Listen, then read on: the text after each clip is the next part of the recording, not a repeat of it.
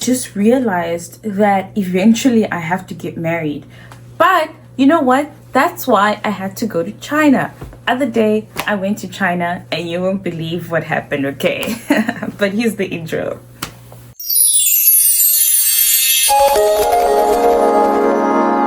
This is crazy.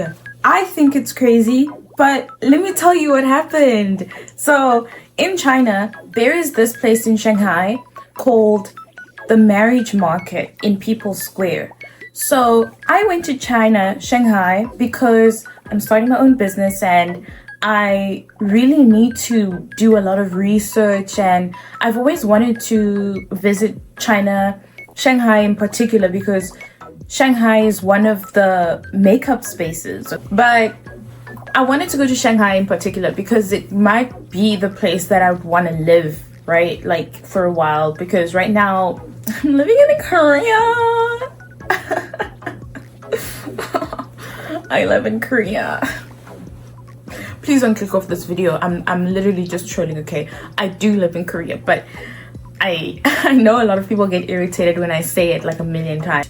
Shanghai was really interesting. I did vlog everything because I'm also trying to get into vlogging. Dude, I'm taking content very, very seriously this year because this is the year I want to show you how I go about making this business all by myself, because there's so many businesses out there in the niche that I am going in. So we're looking into the beauty space and skincare space, and it is the most challenging and brutal spaces I could have ever chosen. I don't know why I didn't choose something like carpets. You know, carpets are really easy, and I'm not saying it's an easy business, but carpets are easier. So I don't know why I'm putting myself through this, but I am so passionate. Ever since I was a kid, I was legit, okay? I was always into skincare and beauty. I could never do life without skincare, beauty, and then, you know what, fashion, okay? When I was choosing what I wanted to be when I was 5, I told everyone that I was going to be a doctor or a teacher or somebody who likes traveling, which is basically what I'm doing now. Anyways, so I went to Shanghai, I checked it out, and the vlogs are there. You should definitely go check it out in the playlist where I do a lot of traveling. And the crazy thing that we did was go to a marriage market, and I'm doing this separately in a video because there was just so much going on at this particular space. So China, you know, they have a lot of interesting traditions and cultures, and there's just so many things that I obviously don't know because I'm not Chinese. And also there's just a lot of things about China that I don't know. Even now, I still feel like I need to go back because the 8 days I spent there was nothing, okay? I feel like to really enjoy China, you should at least spend like maybe 2 weeks, a month, I don't know. But I just feel so robbed of my time because a lot of the times, like, we had a lot to do, but it just never felt like enough time, and we were sleeping at like 1 a.m. every single day. But I really enjoyed it, you know. But going into marriage and stuff, we went to this marriage market because we were interested, you know. We wanted to see what was happening, like, why is this marriage market space so popular? And I actually wanted to test a theory if we would actually get proposed, okay? You wait. I have a lot to tell you. So my opinion here, okay, is maybe a little bit immature because I know nothing about Chinese people. I know nothing about the culture, okay? This is me showing you what I experienced as somebody who was a respectable tourist. So we walked in this marriage market. It's a park. It's actually really pretty. It's so pretty.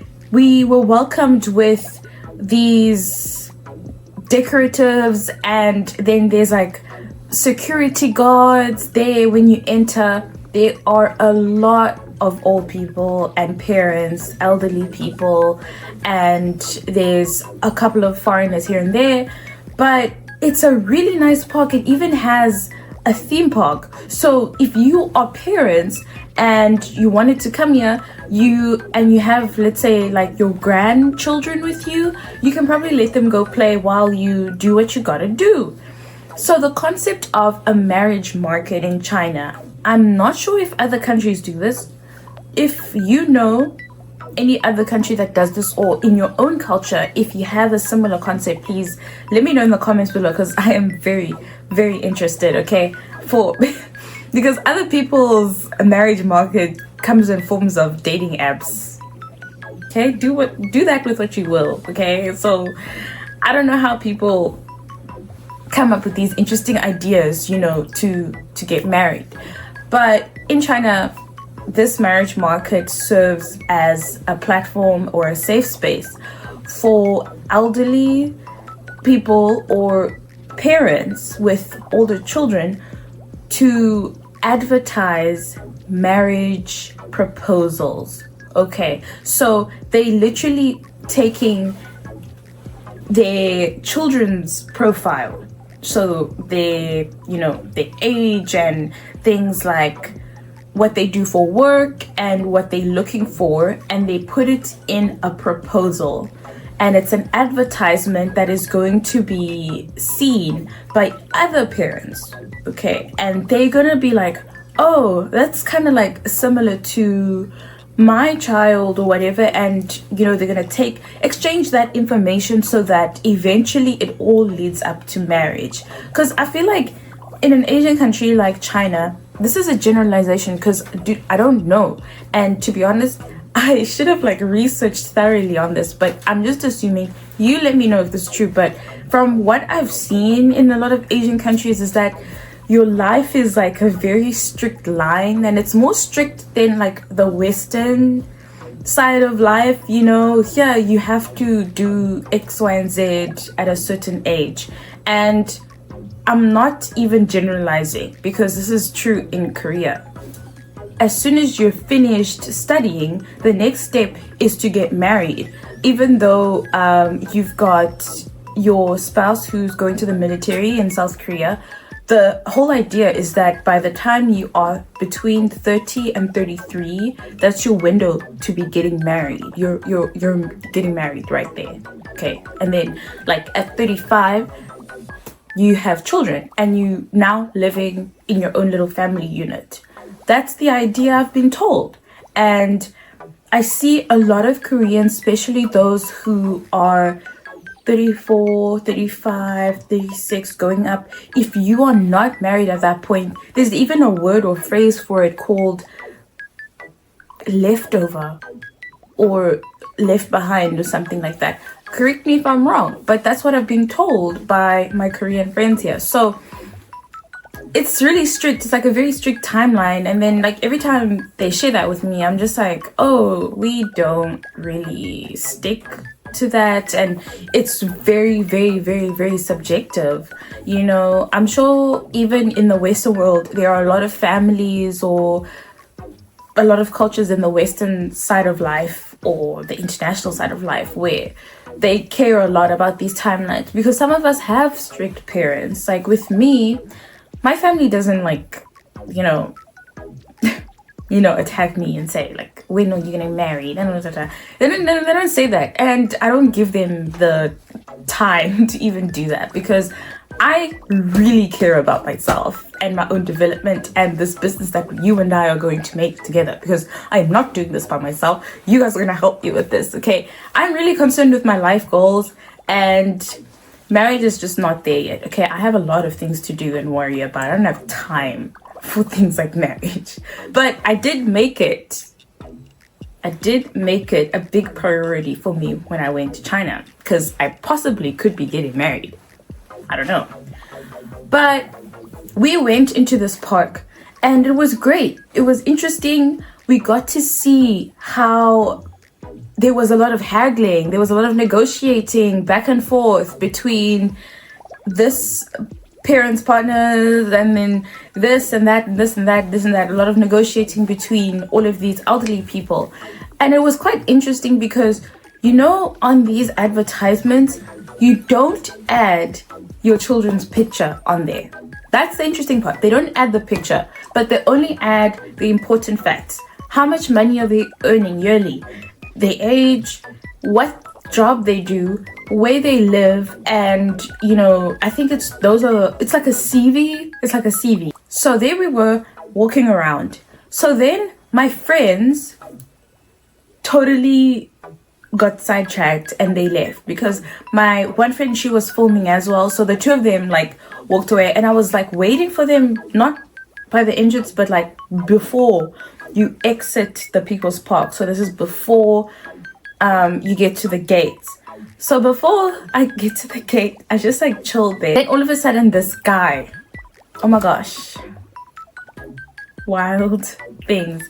This guy comes up to me, and then we start talking, and he's like, oh, he doesn't know English, and he knows a little bit. So he starts talking to me, and he starts asking me a bunch of questions, and he asks me things like, you know, I expect this and this and this in a marriage. Like, what do you think goes into a marriage? I'm just like, bro, I'm too young for this. I don't know.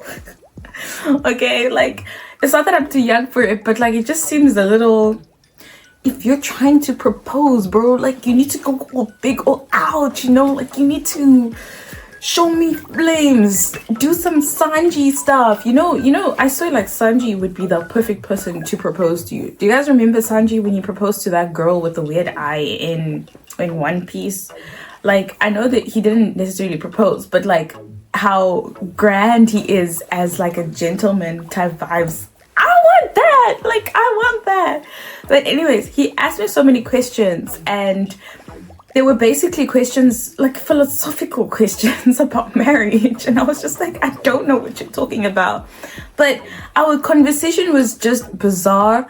I do have some footage of it, but I was very, very careful because these people really, really value their privacy. Remember, they cannot show their children's faces, and they don't want their faces going around online either. So try my best not to show anyone, but you can just hear how weird this whole thing was, right?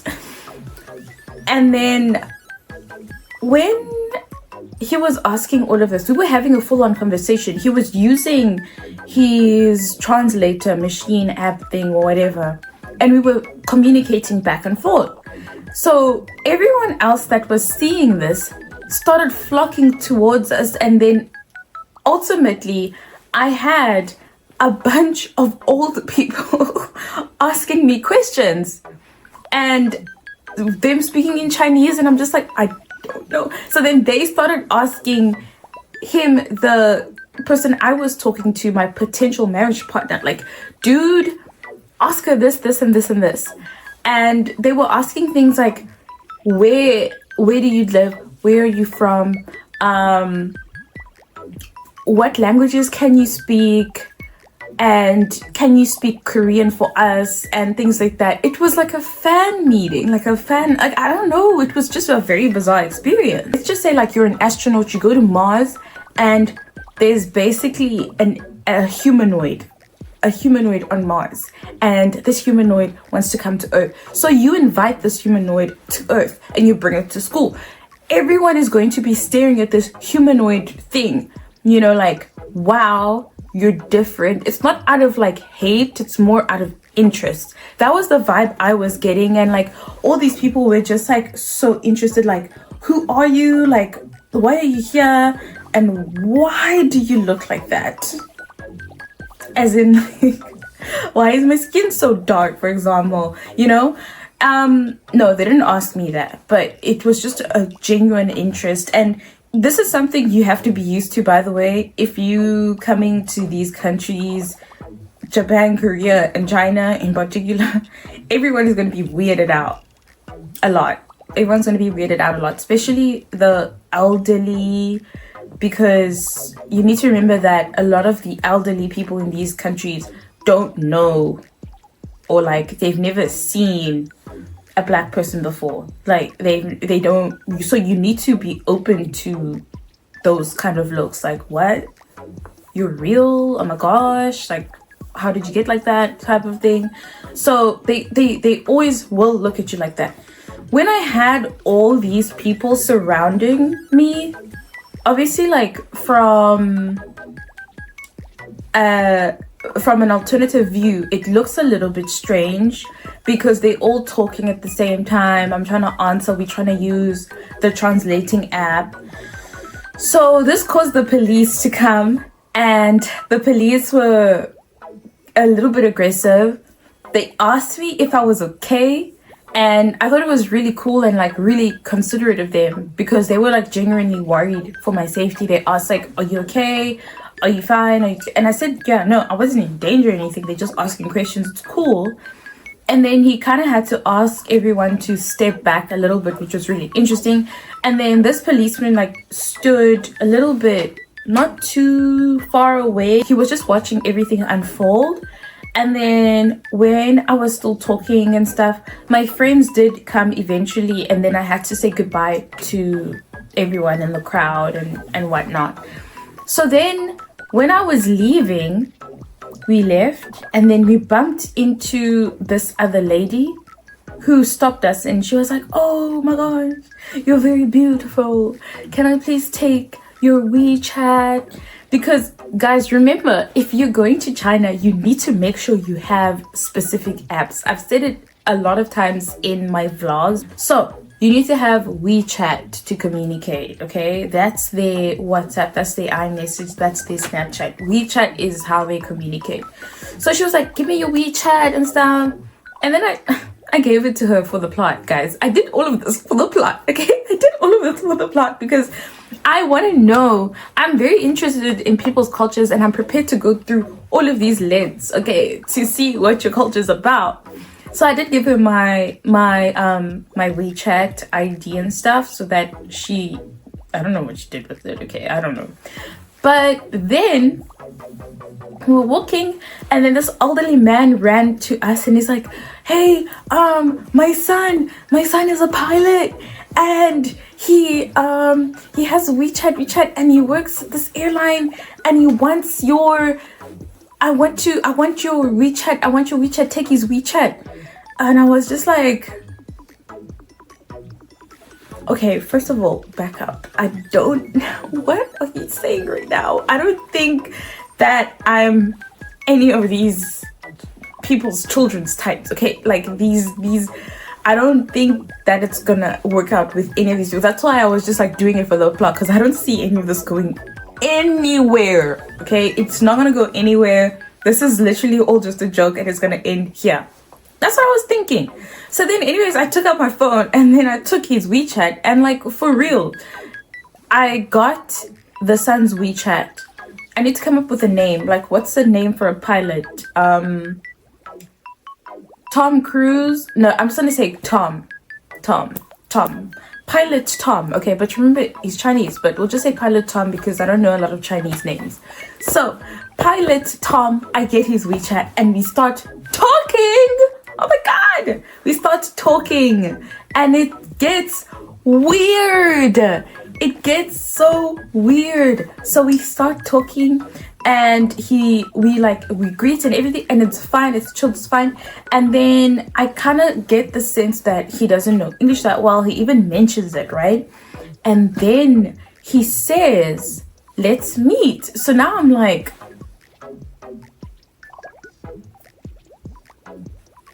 that is dangerous, okay? Because for all we know, I could be getting,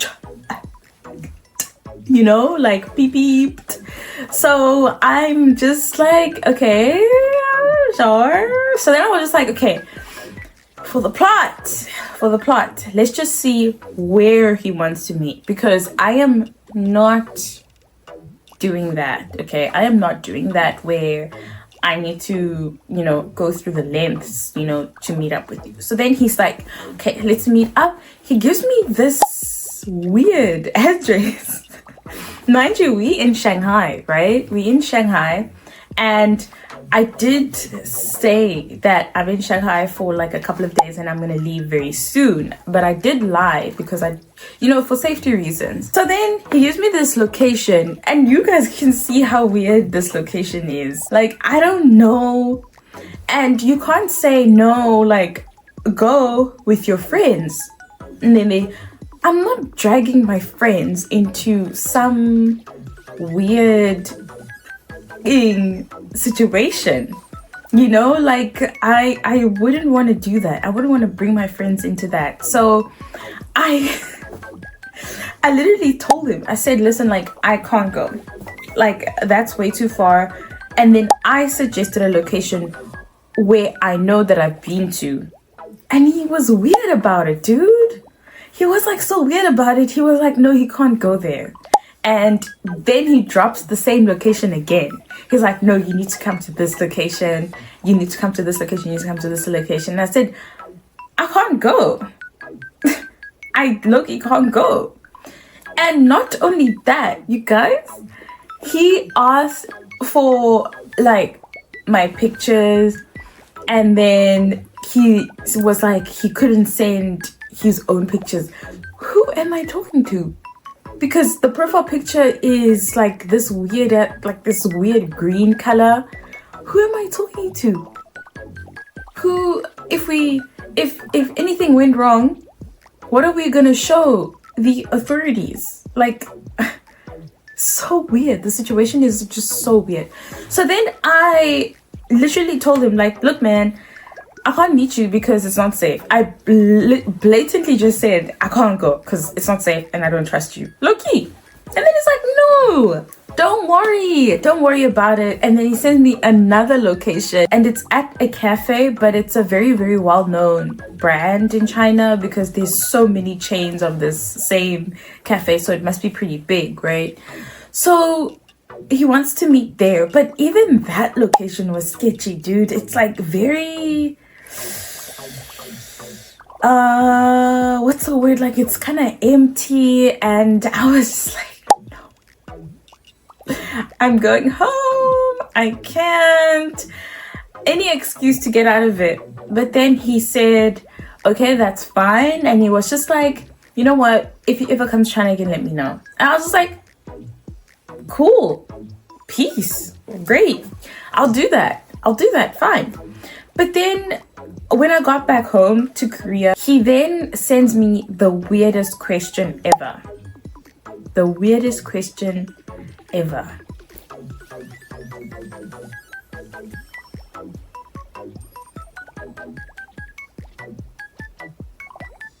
Well, it wasn't, I was just like, what kind of question is that? Because when you're saying, are you black all over, are you saying like I literally dove in black paint and I got it all over myself? Because I was wondering if I should respond like that, or was I supposed to say no, or I don't know. But that was a very, very weird thing to ask, so I literally ignored it, dude. Like I just ignored it, and I was just like, yeah, I wasn't expecting anything different. Like I knew somewhere down the line it was going towards something that's very racist.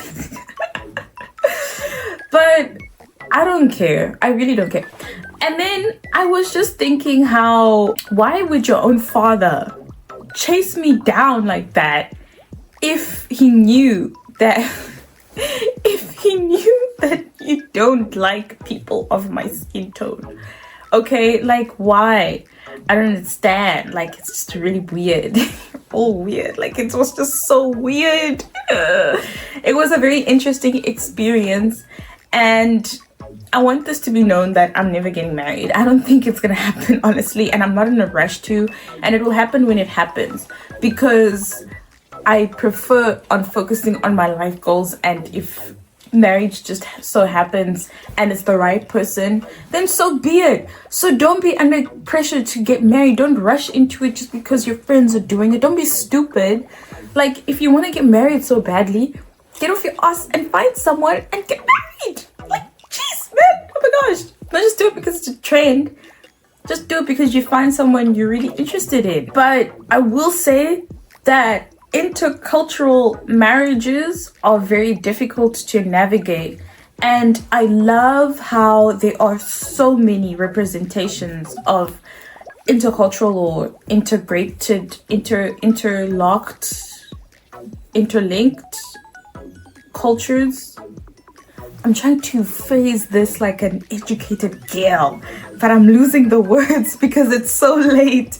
But there are so many examples, so many people that are married of different cultures, and it's beautiful, it's great. But I do know for a fact that if you were to be in that sort of situation, you have to understand that you will never ever see eye to eye all the time, because both of you are from different ways of life, and you're gonna have a lot of disagreements because we do things this way and you do things that way. So there's always going to be that issue of, oh, but you know, in my family in my family so that's always going to be an issue. But I really love the fact that there's so many people out there, especially these days, that are not of the same culture. And I actually do want that. I want to be part of someone else's culture that's different from mine, because I'm so